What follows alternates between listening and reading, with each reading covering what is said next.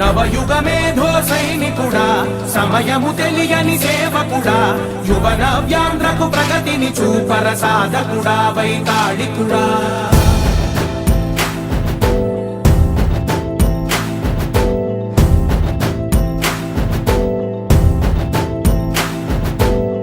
ప్రతి ఇల్లు నిన్నే నిన్నే పిలిచింది, ప్రతి గడప నీకే స్వాగతమంటోంది, ప్రతి మనసు నువ్వే గెలవాలంటోంది. పెద్ద కొడుకు నీ